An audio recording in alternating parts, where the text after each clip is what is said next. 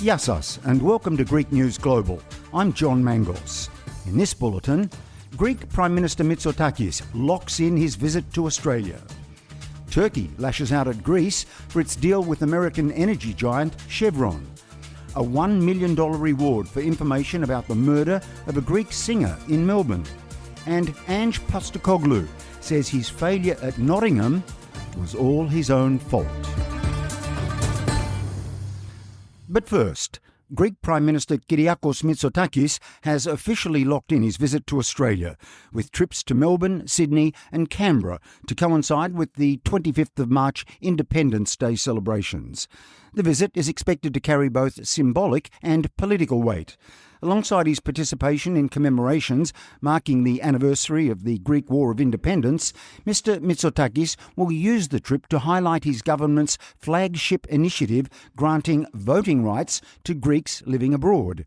The visit follows a long-standing invitation from Australian Prime Minister Anthony Albanese to visit Australia as an official guest. Both Prime Ministers are expected to highlight the close bilateral relationship between the two countries and Australia's deep ties with the Greek diaspora. Turkey has hit back at Greece after Athens signed exclusive offshore hydrocarbon exploration agreements with American energy multinational Chevron for areas south of Crete. Turkey says the move is unilateral, citing a disputed 2019 maritime deal with Libya, an agreement rejected by the EU and the US. Greece insists the areas fall within its continental shelf under international law. Energy Minister Stavros Papastavrou says at least 40% of returns will flow to Greece, alongside state participation via Hellenic Energy.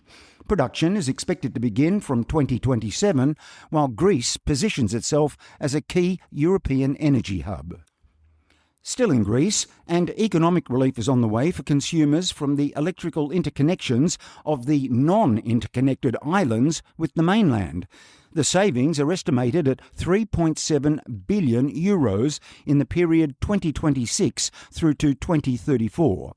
According to the independent power transmission operator, Admire, following the full interconnection of the Kyklades and the double interconnection of Crete with Attica and the Peloponnese, the savings in public utility service charges from this year until 2030 are expected to reach €500 million each year. Then, with the integration of the Dodecanese and the North Aegean Islands into the mainland electricity system by 2031, the annual savings are expected to double to €1 billion. Clashes have broken out at the General Hospital of Nikia Agios Panteleimon during a visit by Health Minister Adonis Georgiadis, who was there to inaugurate a new emergency department. Health workers protested layoffs and called for permanent contracts during the demonstration, which saw 2 doctors treated for head injuries. One doctor was arrested on the insistence of Georgiadis, who scolded him for allegedly hitting and spitting on the minister. The doctor denied the accusations in a statement following the incident. For his part, Georgiadis was recorded by an onlooker screaming, "Are you not ashamed?"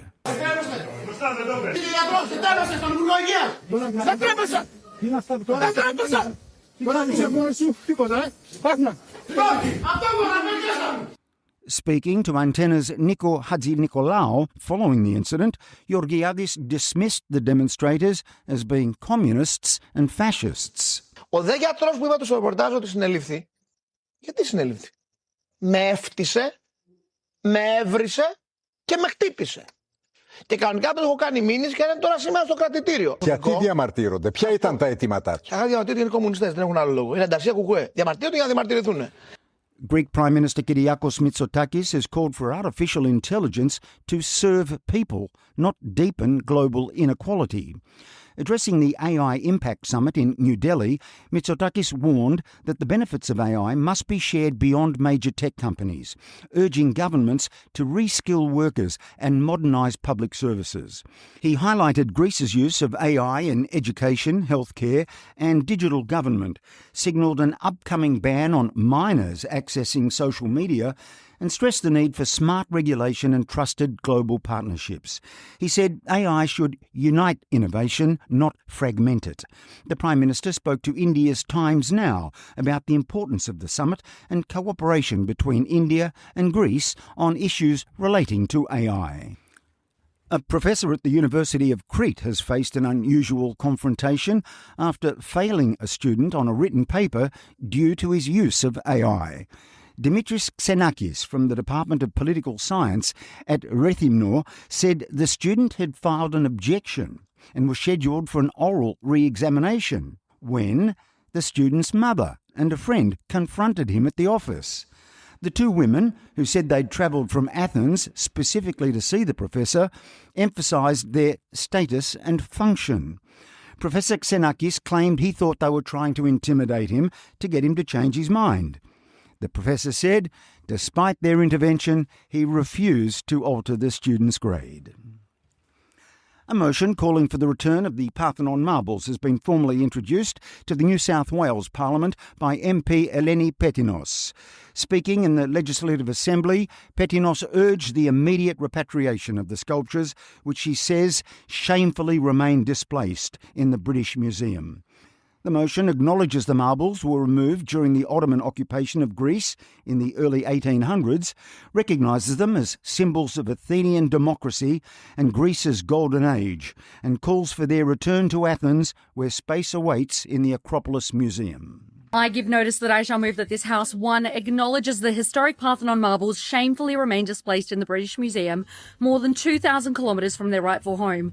2, notes that between 1801 and 1805, during the Ottoman occupation of Greece, parts of the iconic Parthenon were forcibly removed. 3, recognises that these marbles are enduring symbols of Athenian democracy, Greece's golden age and cultural heritage, and 4, calls for the immediate return of the Parthenon marbles to Hellas.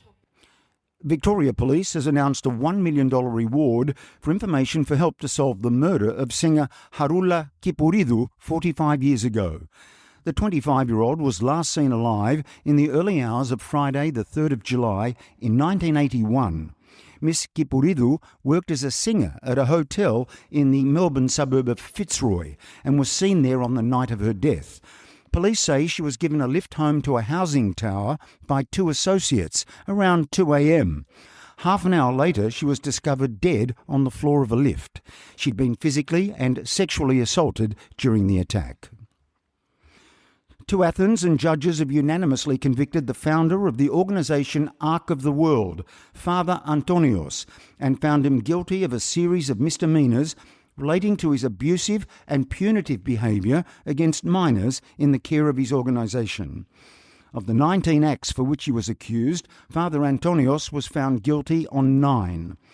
The ruling marks a significant development for Father Antonios, who was also unanimously convicted and sentenced to jail for a series of misdemeanours relating to abusive conduct. Father Antonios was sentenced to 9 years and 6 months in prison with a non-parole period of 8 years. The disgraced priest is due to face court again in March over allegations of sexual misconduct. This week marks the anniversary of the liberation of Ioannina, one of the most decisive moments of the First Balkan War. On the 21st of February 1913, Greek forces entered the city after defeating Ottoman troops at the heavily fortified stronghold of Byzani, bringing an end to nearly 5 centuries of rule by the Ottoman Empire. The assault was led by Crown Prince Constantine I of Greece, who commanded a coordinated artillery and infantry offensive that forced the surrender of Ottoman commander Esad Pasha. The capture of Ioannina secured Epirus for Greece and marked a major turning point in the Balkan Wars. The anniversary is commemorated each year with parades and ceremonies honouring those who fought in the campaign. Some brighter news from Athens, and the much-loved Erodion on the southern slope of the Acropolis will be closed for at least 3 years to undergo a major restoration and long-term preservation project. The Central Archaeological Council has approved a comprehensive protection, restoration and enhancement program, paving the way for one of the most far-reaching conservation initiatives in its modern history. Herodes Atticus built the theatre in 161 AD in memory of his wife, Appia Annia Regilla. Since 1955, the Athens Festival has used the 1900-year-old Herodion as a central venue, hosting leading international figures in music, theatre and dance. Hollywood is coming to Greece with Daniel Craig and Cillian Murphy set to film a major new Hollywood movie in Athens and on the island of Corfu. The untitled, big-budget production is being directed by Oscar winner Damien Chazelle and also stars Michelle Williams. Described as a classic prison drama, the film is a Paramount Pictures production shot in collaboration with Greek company Heretic. Filming is set to run from mid-March to late May, bringing Hollywood star power and cameras to Greece. Orthodox Greeks around the world have begun the Great Lent in the lead-up to Greek Easter. It began with Clean Monday, or Kathira Deftera, which signals the end of festivity and meat consumption and the beginning of Lent, the 40-day fast leading to the Orthodox Easter. The fast symbolises the 40 days Christ spent in the desert without food. For many faithful, this marks the road to the crucifixion and resurrection. For others, it's a defining expression of an ancient and living Orthodox heritage that has spanned continents and generations. This year, Greek Easter falls on Sunday, the 12th of April, 1 week after the Catholic or Western Easter, which will be celebrated on the 5th of April. Sporting news now, and Ange Postecoglou has admitted that taking the reins of Nottingham Forest was a mistake only he can be blamed for. Postecoglou coached 8 winless games at Nottingham and was sacked after 39 days. His Forest stint was a steep fall from grace, following his 2 seasons with Tottenham Hotspur, where he ended a 17-year trophy drought with a 1-0 win over Manchester United in the UEFA Europa League in May of last year. Postecoglou's attacking style earned him plaudits at Spurs, but proved ill-fated with Forest. Speaking on the Stick to Football podcast, Postecoglou said that it's a mistake he has to cop.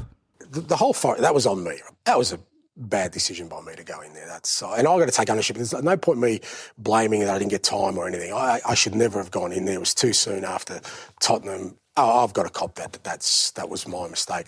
The Greek-Australian football coach says he's now in discussions about a return to the media for the upcoming FIFA World Cup. Still on football, and Olympiacos was unable to undo its 2-0 home loss to Bayer Leverkusen in a return leg played in Germany, drawing 0-0 in the second leg of the Champions League playoffs. That's brought the European campaign to an end for Olympiacos, who now only have the Greek league to focus on. The German team started off with 2 big chances in the first few minutes, but couldn't find the target. But neither could Olympiacos. In injury time, both teams missed scoring chances, giving the fans something to remember as the Reds bout out of Europe for this season. In basketball, Panathinaikos has defeated Olympiacos 79-68 in Heraklion to retain the Greek Cup and extend their record to 22 titles. Panathinaikos had control of the match from the beginning and dominated the second quarter, where their defence, rebounding and shot selection opened a lead that Olympiacos could not recover from. Panathinaikos pushed the margin close to 20 points in the third quarter and comfortably managed the closing minutes to prevent any comeback. And we'll leave you with the story about possibly Greece's dopiest thief. The 23-year-old got trapped in a lift while trying to evade police after allegedly burglaring a nut shop in Thessaloniki. Police say he broke into the shop with an accomplice who did not try to use the lift and was able to get away. Apparently, he'd earlier burgled a coffee shop, making off with cash and a laptop. He's also accused of breaking into a third shop to escape with cigarettes and tobacco worth around €3,000. But it was the nut shop which undid the nutty thief when he took the lift and got stuck, so police were able to make a very easy arrest. And that's it for this edition of Greek News Global, recorded on the 26th of February 2026. I'm John Mangos. Gεια σας και να είστε καλά.